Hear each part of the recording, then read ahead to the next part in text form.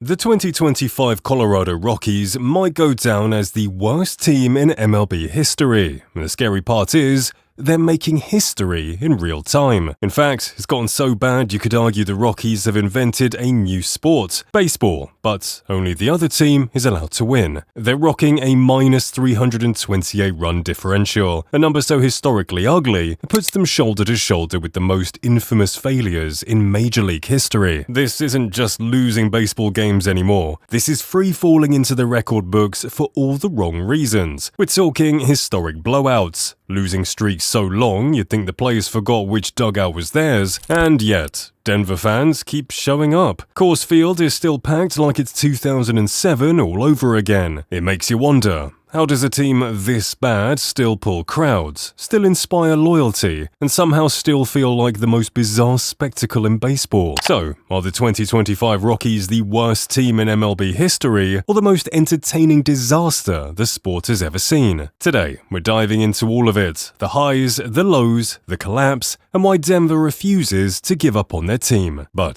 to get why the 2025 Rockies are baseball's biggest faceplants, we need to rewind to their mile-high beginnings. Back in 1993, the Colorado Rockies burst onto the scene as MLB's shiny new expansion team. From the start, they had something special, a hungry fan base in Denver, and a ballpark that would become one of the most unique in all of sports, Coors Field. And let's be clear, the Rockies weren't always a punchline. Sure, the early years were bumpy, but the excitement was real. In their debut season at Mile High Stadium, Colorado fans showed up in droves. Over 4 million people packed the stands that year, a record that still stands today. Sure, they were playing with sightlines so bad you needed binoculars to see home plate from some seats, but nobody cared. This was their team, and they were going to love it to death. By 1995, just their third season, the Rockies were already in the playoffs behind a powerhouse offense nicknamed the Blake Street Bombers. Larry Walker, Andre Galarraga, Vinny Castilla, Dante Bichette, guys who made mile-high baseball feel more like a nightly fireworks show. They didn't win a title, but they built a rep, high altitude, higher offense, and sky-high fun. Then came 2007,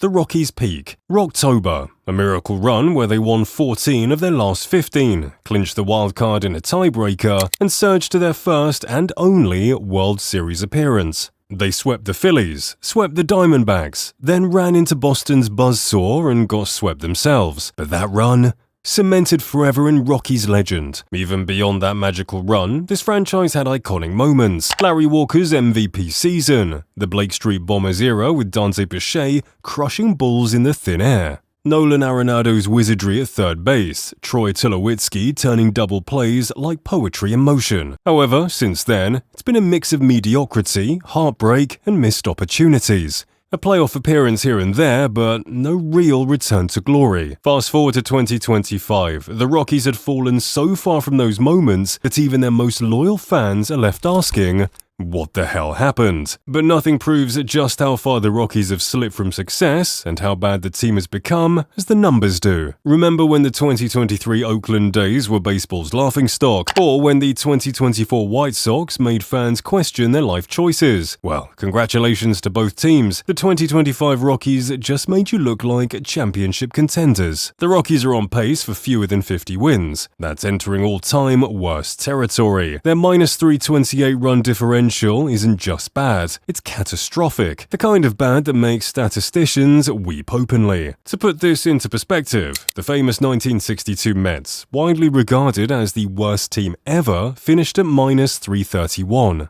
The 2003 Tigers, another historically awful team, finished at minus 337. The Rockies are about to lap them, and their season isn't even over yet. At this rate, they could slide past minus 440, and it's not just losses, but humiliations over and over again. The blowouts have been merciless throughout the season. A 19-2 loss to the Dodgers, where they gave up 12 runs in the fourth inning alone. A 17-1 beatdown by the Padres. Weeks where the bullpen ERA looks less like a stat and more like a batting average. hitting .234 at home with a .301 on-base percentage. They're not just losing close games, they're getting blown out, allowing nearly 6 runs a night while scoring fewer than 4. Even advanced stats aren't any different. They rank dead last in ERA, near the bottom in team batting average, and have a defense that makes more errors than a group of little leaguers hopped up on Capri Suns. Baseball history has its fair share of bad teams, but the Rockies' collapse?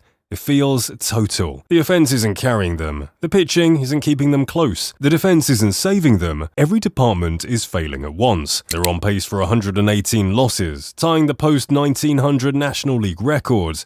Man, the real question isn't if they're the worst ever, but by how much. This is a franchise that knows what winning feels like, that has tasted October baseball, and that has seen 50,000 fans on their feet screaming for 9 straight innings. So, how exactly does a major league franchise get this bad? Let's break it down. Pitching in Denver has always been tough. The altitude makes the ball fly. Breaking pitches don't break. And ERAs balloon. But this year, it's a full-on nightmare. The team ERA is hovering at near 6, the worst in the league by a mile. Starters are lucky to survive 5 innings. The bullpen?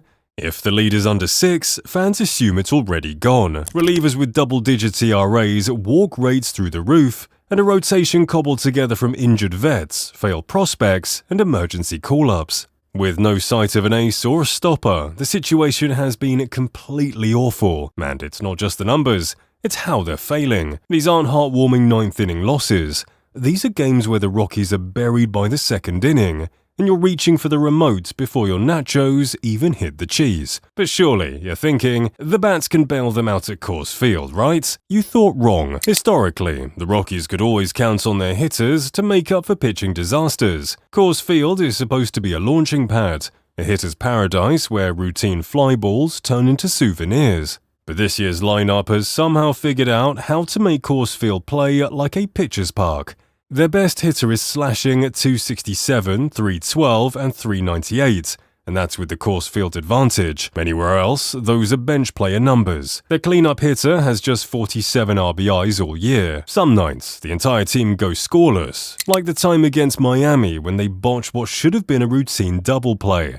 Man turned it into a bases-clearing triple. Not bad luck, not tough hops, just 3 guys forgetting how to play baseball at the same time. If you thought it couldn't get any worse, guess what? The Rockies' defense has been so bad, it makes the pitching look competent. They've committed 127 errors this season, and that's just the official count. Add in the mental mistakes, misplayed fly balls, and throws sailing into the stands, and the number feels twice as high. They lead the National League in unearned runs allowed, meaning their mistakes directly cost them games. Imagine being so bad on defense, your pitchers start looking like the least of the problems. And the wildest part?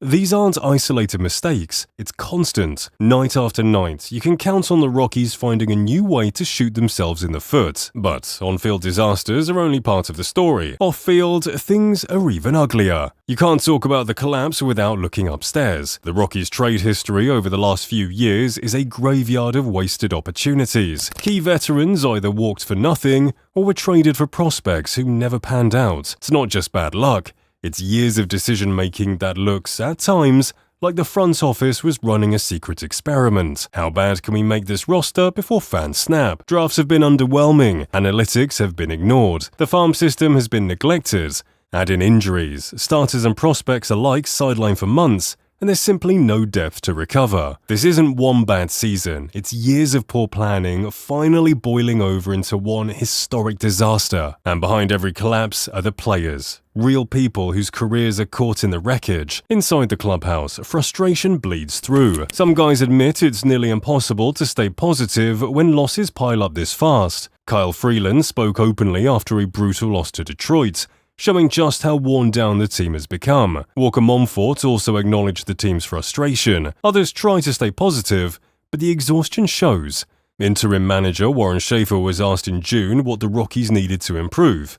His answer? Everything. That's not just honesty, that's resignation. The mid-season managerial change said it all. When you're swapping skippers on a team this historically bad, it's less about fixing the problem and more about salvaging whatever dignity remains. And then there are the fans. Some are furious, calling for ownership to sell. Some fans have questioned if MLB should step in and force a sale, due to the organization's performance. Others lean into the comedy of being this bad. And then, of course, there are the diehards, the ones who show up every night in purple jerseys, cheering foul balls like they're home runs. What makes the Rockies story even crazier is that, unlike most historically awful teams, they're not playing to empty seats. Through mid-August, Colorado is averaging nearly 29,300 fans per game, good for top 10 in the National League. That's almost 1.9 million fans this season, for a team threatening to break records for futility. In most cities, a team this bad would be playing in front of 8,000 people and a lonely hot dog vendor. But Denver, different story. Why? Part of it is the ballpark itself. Coors Field is an experience. Gorgeous views, great food, summer nights in Denver. For many fans, going to a Rockies game is less about the scoreboard. It's more about the vibe and the views from the famous rooftop section. The other part is loyalty. Denver sports culture runs deep. The Rockies might be awful, but they're still Denver's team. Rockies fans know their team has never been a powerhouse, but they've built a culture of showing up anyway. It's family traditions, it's community, it's tourists wanting the full mile-high baseball experience. The Rockies may be bad, historically, but Coors Field is still one of the best tickets in town. So, where does this leave the Rockies? Is there any hope beyond this nightmare season? The farm system isn't completely barren. There are a few prospects worth watching, potential building blocks for the future, but no matter how much young talent comes up, it won't matter unless leadership changes. For years, the Rockies have been stuck in a cycle of questionable trades, bad drafts, and outdated strategy. Until ownership changes direction, history will just keep repeating itself.